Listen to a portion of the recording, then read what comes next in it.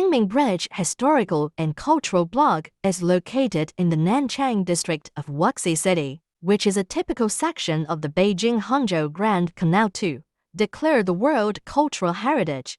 There are rich cultural relics and ruins in the block, and many cultural landscapes, such as temples, towers, rivers, and streets are integrated. More than 3,200 years ago, Taibo Benwu settled in Mili, today's Mekong village in Wuxi, and Dugbo Port, the oldest canal in China, in the historical and cultural block of Qingming Bridge. Later, the husband of the king of Wu did the Wuxi Ancient Canal. In the Sui and Yuan dynasties, Bodu Port and Wuxi Ancient Canal were connected with the Beijing-Hangzhou Grand Canal, becoming an important component of the north-south waterway in China, and the block reached its peak in the Ming Dynasty. When I was a child, the Qingming neighborhood was a popular place for citizens to visit during their free time on weekends. Especially the South Sun Temple scenic spot is the most lively place. There are Book City, Snack Street, Underground Commodity City. The whole scenic spot is made of antique architecture in accordance with the style of the South Sun Temple. The scenery is beautiful. The ancient canal flows beside the South Sun Temple, and the temple, tower, and river form a unique charm. In 2014, Nanzhenji subway station was built. Also in the same year, Qingming Bridge Historical and Cultural Block was listed as a part of the Wuxi section of Jiangnan Canal in the Grand Canal of the World Cultural Heritage. 10 years later, what has become of the historic district?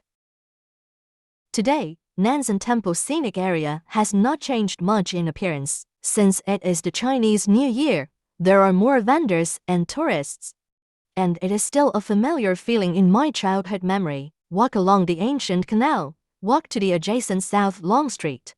Find here has been earth-shaking changes. Since the beginning of about 20 years, South Changji has been developed into a commercial network. Red Street, food, culture, or intangible heritage projects from all over the country, as long as they meet the style of young people, whether from Wuxi or not, are included in the South Changji. When the night falls, the lights are on, and the tourists are crowded. South Long Street Canal Night Tour is also an explosive project. 9 ancient bridges open to tourists in turn. At night, by boat, the ancient buildings on both sides of the river look like page after page folding windows, and rows of bright red lanterns extend into the distance. Compared with the South Sun Temple, the per capita consumption of business here is higher, more for young people and tourists, and the bars along the river enrich the local nightlife.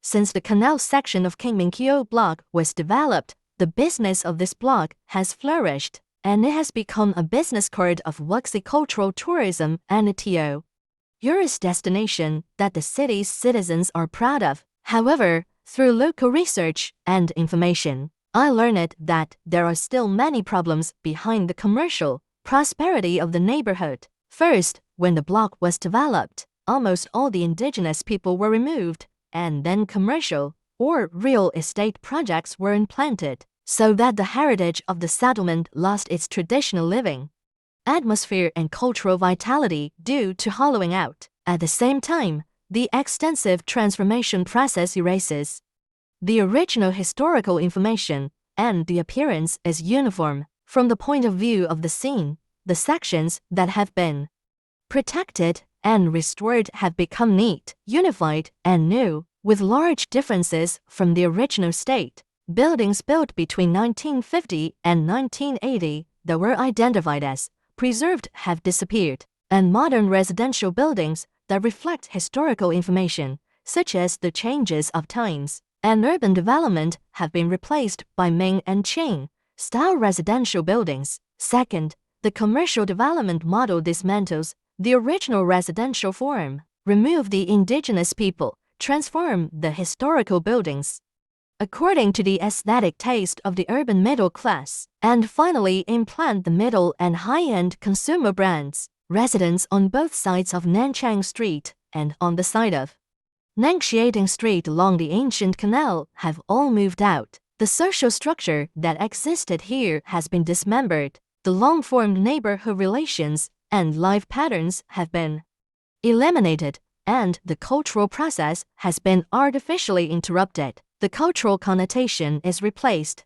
Under the cloak of protection, Nanchang Street, the living space of ordinary citizens in Wuxi, has been transformed into a refined needle and high-end fashion consumption space. There are two necessary conditions for the declaration of World Heritage: authenticity and completeness, and it is still open to question whether these standards are met. Third, the commercial category of the pedestrian street is much the same as that of other antique streets, and even in order to attract the attention of young people, there is little traditional Wuxi food and cultural heritage. The most prominent, the highest commercial value of the store opened Starbucks, Tea and UA Color, and other network red chain stores. Wuxi people love to eat wonton, hot and sour soup. Xiaolongbao, red soup noodles, can only be opened in the more remote streets. In the small red book to search for local food, but also most of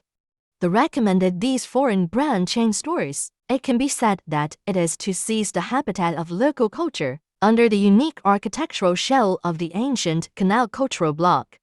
There is no cultural connotation of commerce. How to better put into the local culture is also a problem worth thinking about.